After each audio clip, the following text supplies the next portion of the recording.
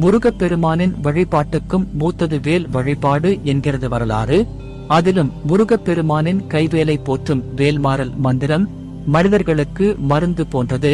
ஒரு மருந்து நோய்களை தீர்ப்பது போல இந்த மந்திரம் புற அக நோய்களை நீக்கும், பிறவிப் பிணியை ஒழிக்கும்.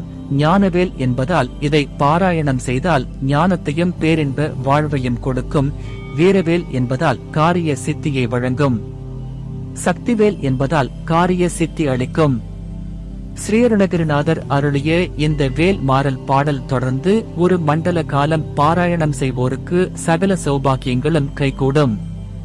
சஷ்டி, கார்த்திகை, விசாக நாள்களில் தொடங்கி பாராயணம் செய்வது நலம் அளிக்கும். முருகன் வேறு அல்ல, அவன் கரம் பற்றிய வேல் வேறு அல்ல. வினைகளை வேறறுக்க வல்ல வேலாயுதத்தை போற்றி வணங்கினால் நம் விருப்பங்கள் நிறைவேறும். அருணகிரிநாத சுவாமிகள் அருளிச் செய்துள்ள வேல் மாறல் வகுப்பு பாடல் எல்லா பிணிகளுக்கும் உற்ற மருந்தாகி தீர்த்தருளவல்லது.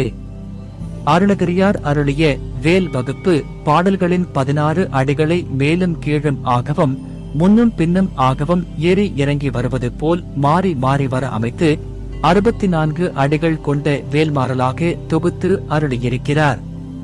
16வது அடியாகிய திருத்தணியில் உதித்து அருளும் ஒருத்தன் மலை விருத்தன் என உள்ளத்தில் உரை கருத்தன் மயில் நடத்து குகன் வேலே என்ற வேல் மகா மந்திர அடி முதலில் 12 முறையும் நிறைவில் 12 முறையும் நடுவில் 64 முறையும் ஆகஸ்ட் மொத்தம் 88 முறை ஓதப் பெறுகிறது.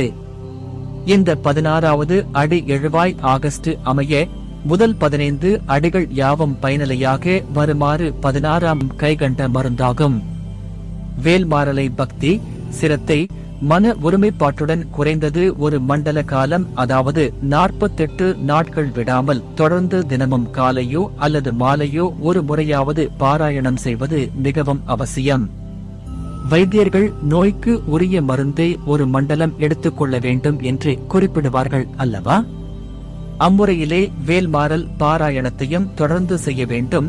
இதனை ஆண், பெண் மற்றும் சாதி மத பேதம் இல்லாமல் யாவரும் பாராயணம் செய்யலாம். நோய், வாழ்க்கை சிக்கல் முதலான பிரச்சனைகள் இல்லாதவர்கள் கூட இதனை பாராயணம் செய்வதால் மேலும் மன உறுதி, மன மகிழ்ச்சி, மன நிறைவு உண்டாகும் என்பதில் ஐயமில்லை.